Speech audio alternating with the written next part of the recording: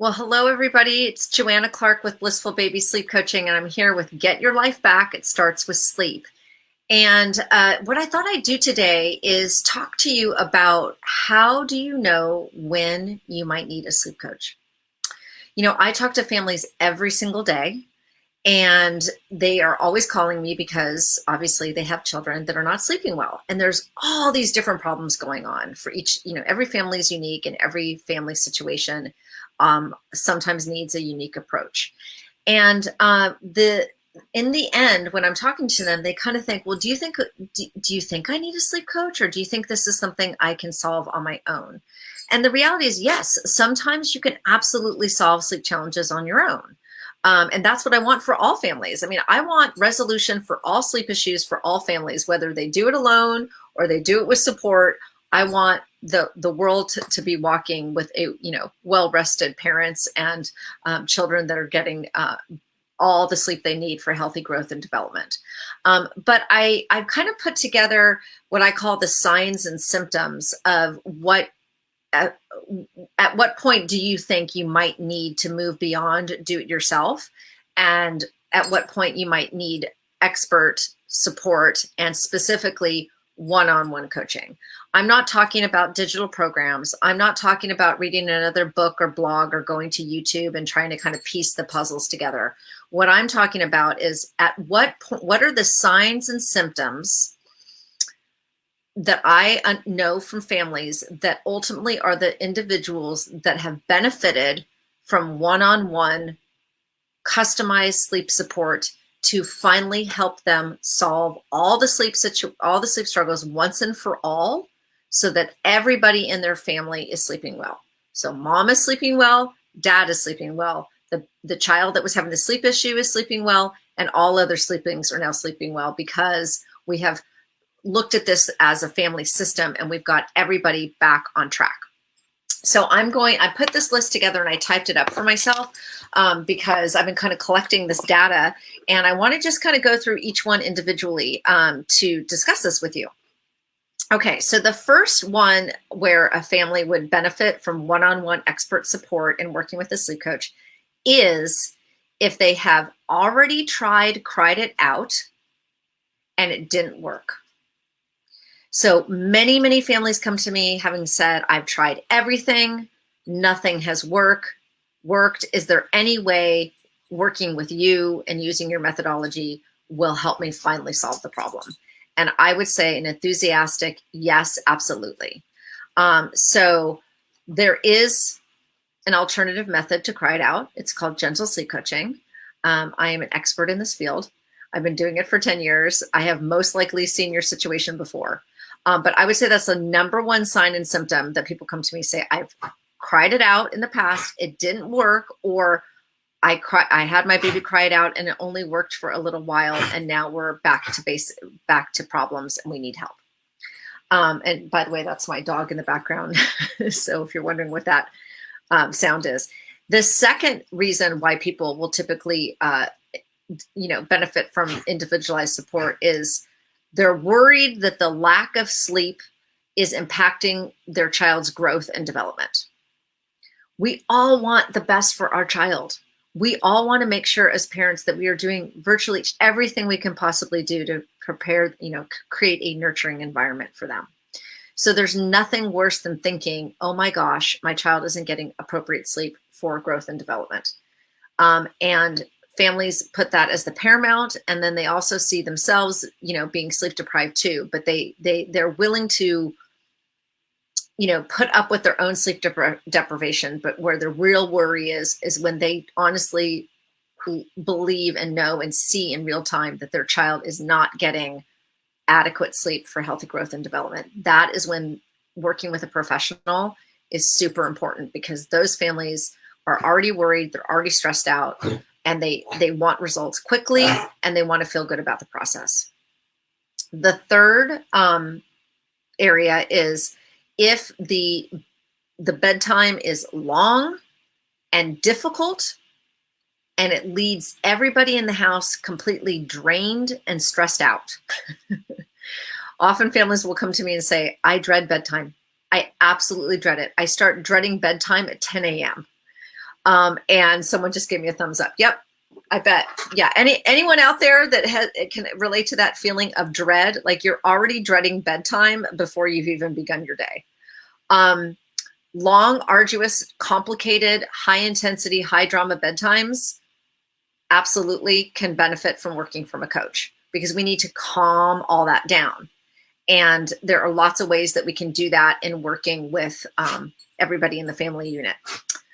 Next one, multiple night wakenings that lead to broken and non-restorative sleep. So obviously this one is really common. Families will come and say, my child is literally waking up 5 or 6 times a night. And depending on the night, sometimes I have to rock them. Sometimes I have to bottle feed. Sometimes it's a pacifier. Sometimes my dad, the husband can help. Sometimes, if you're a nursing mom, sometimes it's not the bottle, it's the breast, right? And every night is different. And every night different things work. And there's just tremendous confusion about what the night is going to bring. And then when you're in the thick of the night, you literally don't know what's going to work or not work. That is absolutely a sign and symptom. It is time for the expert guidance of a sleep coach. Next one, disagreement and discord between parents in managing the sleep challenges. All right. So I have a rule when I work with all my clients, and I'm so sorry, you guys. That's my aging doggy. And sometimes he coughs or chokes. I don't know what it is. He's poor guy. He's still happy though. He's still happy. He just kind of has some old man behaviors. Anyway, this disagreement and discord. There is nothing worse than an argument with your partner at 2 a.m. It's miserable. No one wants that, especially when everyone is in agreement that you want your child to sleep well. I'm so sorry, you guys. Let me just take this little guy out. It's okay. Let's go outside. Come on. I know you're okay. Come on. Come on. All right. Okay, nothing like working from home and being live on Facebook. So I'm sure you guys can relate. They usually love to be in here with me when I'm doing these, and they're usually really quiet, so I apologize.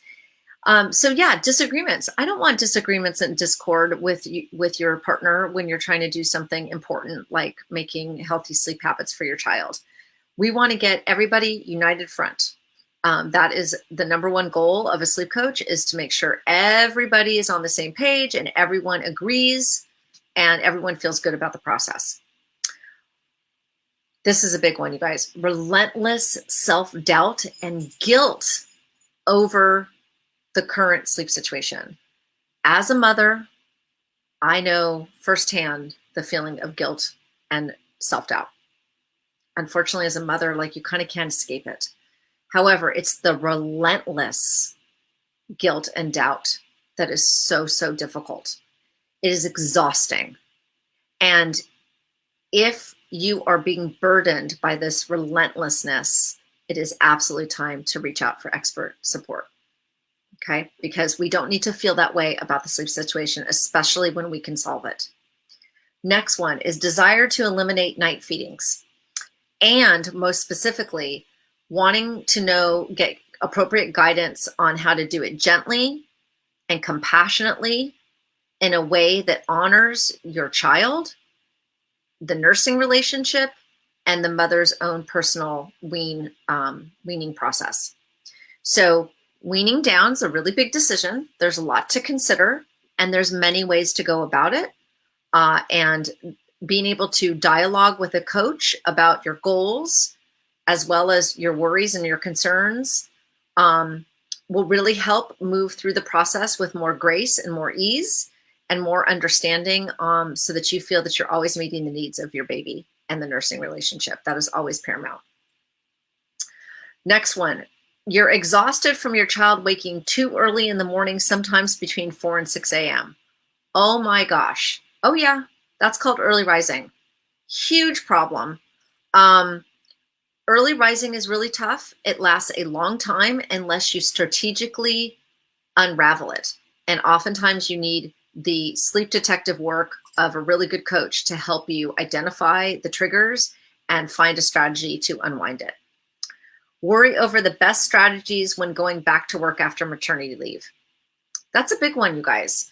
You know, with the world opening back up with COVID, in a way, we're all like, anyone that's a new mother who might have to go back to work, even those that have been working from home, this whole idea of maybe going back to the office is almost like having maternity leave all over.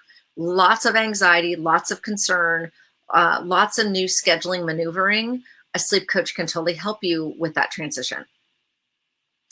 Dreading what the nighttime will bring and hating bedtime. You know what, that's kind of a duplicate. We talked earlier about this whole idea of, you know, dreading the dread and that difficult bedtimes being super difficult and hard. Difficulty in reestablishing healthy sleep habits after an arrival of a sibling or after travel, holidays, or lifestyle changes. Yes, regressions happen, you guys. That's basically another fancy way of saying regressions. Absolutely. If you had previously good sleep habits and then your child had a regression and you tried to correct it and you couldn't quite get it going back smooth again, a sleep coach can absolutely be part of that process to help you find out how to unwind it and get you back on track. Okay, just a couple more. Trepidation and transition from co-sleeping to a crib, going from co-sleeping to a crib, or from going from a crib to a toddler bed. Obviously, and I believe in co-sleeping, so that's not a problem, but at some point, some families really want their child to have independent sleep in a crib. And also, obviously, at some point, a child will be in a crib and make the transition to a big boy bed or a big girl bed. Those are big transitions, and we want them to go well. And we want all the sleep habits to transfer over. So in other words, if they were good sleep habits from co-sleeping, we want to bring them over and have the crib be successful. Same with toddler bed. Or if, you know, things were not going well in the co-sleeping environment and it's time to make a change, you want to feel really good about making the change to the crib while simultaneously helping your child learn their sleep skills. Short or non-existent naps or difficulty with nap transitions, which leads to tired, cranky babies. Yes, again, just like moving from co-sleeping to crib or from crib to toddler bed's a big transition. Nap transitions are also huge. There are absolute strategies that expert support can provide you. And the last one I would say is helplessness around night terrors. Some families have problems with nightmares, but some families have big problems with the night terrors, which are two different things. And oftentimes you need expert eyes on your situation with the night terrors to really help you unravel that and get things back on track. So those are, I would say, kind of the biggest markers for me that I see when families are really benefiting from the one-on-one support of a sleep coach. Because ultimately, you guys, I say this all the time, but I'm just going to keep saying it. Remember that sleep is a learned skill. And if we create the optimal circumstances and the optimal environment for your child to learn their sleep skills, then they can transfer that at bedtime, middle of the night, and also for naps. It's all about independent sleep skills and being able to consolidate the arousals and for restorative sleep. It can all be learned. It is never too late.